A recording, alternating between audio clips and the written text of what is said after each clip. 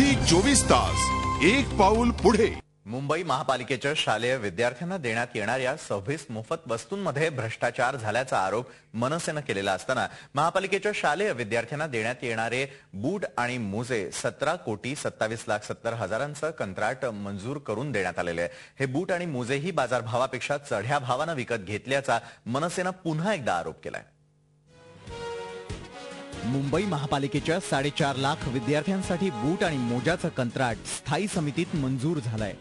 बूट आणि मोजाचं कंत्राट 17,27,70,000चं आहे। महापालिकेने शालेय वस्तूंची खरेदी बाजार भावापेक्षा जास्त दरात केल्याची तक्रार मनसेनं पालिका आयुक्त सीताराम कुंटेंकडे केली आहे।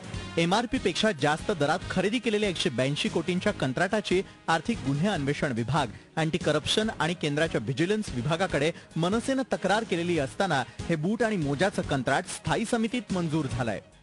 यावेळी प्रशासनाने केवळ शूज देण्याचाच टेंडर काढला आणि मोजे देण्याचं टेंडर काढलं नव्हतं। मुलांना फक्त शूज दिले तर मोजे न घालता त्यांना ते शूज घालावे लागतील, तर ही गंभीर बाब आहे, ती प्रशासनाच्या निदर्शनास आणून दिली।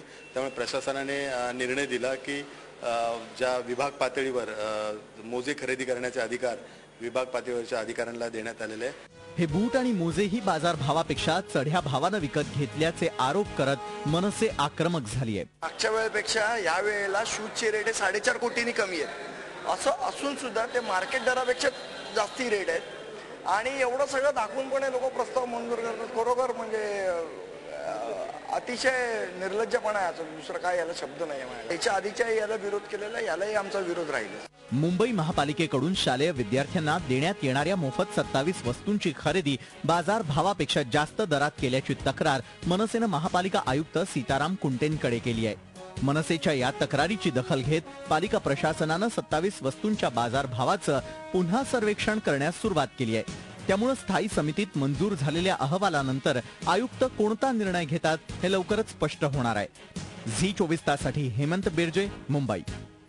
झी 24 तास एक पाऊल पुढे।